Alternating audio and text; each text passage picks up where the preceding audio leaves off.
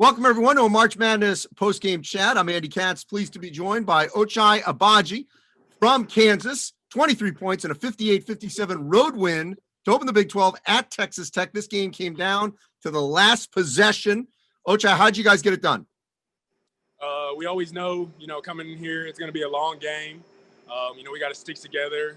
They were fighting back throughout the game. We were too. So it was just an intense game, I would say, for our first conference opener. But I'm proud of the guys, the way we came down through the stretch, all the guys making winning plays. So I'm proud of the guys, yeah.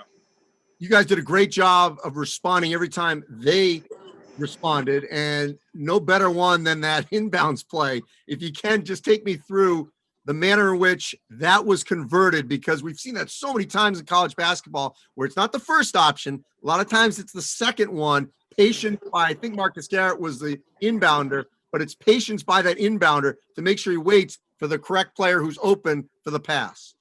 Yeah, there was a lot of confusion on that play. It happened. The play call came in kind of last minute or last second from coach, so we kind of get into our spots while we were running the play, which kind of messed them up. I think I haven't watched the film. I haven't watched the play yet, but I think that kind of messed them up. Got a good screen on David's man, and then just rolled around, and I was wide open for a second there too. I guess I was wide open for a second, and then Marcus, made the right play and saw me.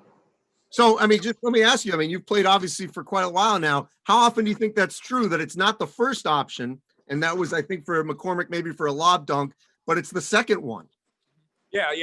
That always, I would say that's the most, I think, I don't know. I've waited for something for a second option, but, the first option always isn't there because, defenses are good enough to take away the first option. But the second option, I think, takes time to brew, or 5 seconds or 4 seconds, so however long it took to brew up and then to, get an open spot or whatever.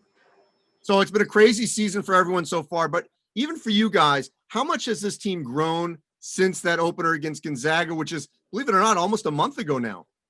Yeah, it's been a quick month, I would say, but I think we've grown over the time, just learning to play, against the top teams, to play matchups like Creighton and Kentucky. So we played against ranked opponents, and we've, been to those big moments, big games, and big environments, I guess you could say. But it's different this year.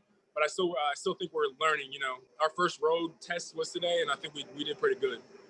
Yeah, this was kind of crazy because so few teams actually play in front of fans. You guys had some fans for Creighton at your home game.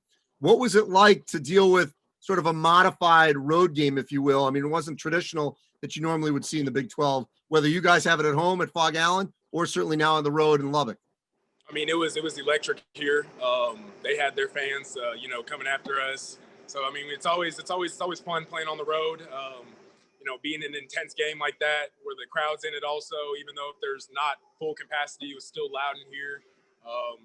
That was a great test for us, I think. And a lot of schools have not traveled much at all, maybe not even any games. You guys have already been to Florida. You've been to Indianapolis and now West Texas. What's it been like within COVID protocols to go through this kind of travel? We're just, following all the protocols, being as safe as possible, keeping everyone on the staff and through the program safe, while keeping ourselves safe as well. I think we're doing a great job, following all the protocols that our training, our medical staff puts down for us. But with traveling and all that, it's kind of new for us, guys that have been here for a while and traveled without it. But, we're still adjusting to it and still following the protocols to the best we can.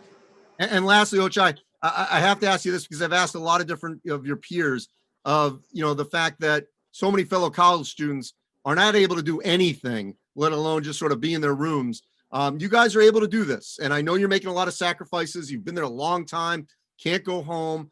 But just to have these moments, memorable moments you guys have had in the last couple of games, Creighton this one, how much does it make it worth it to go through what you're having to go through, but yet still have this time to play the game that you love?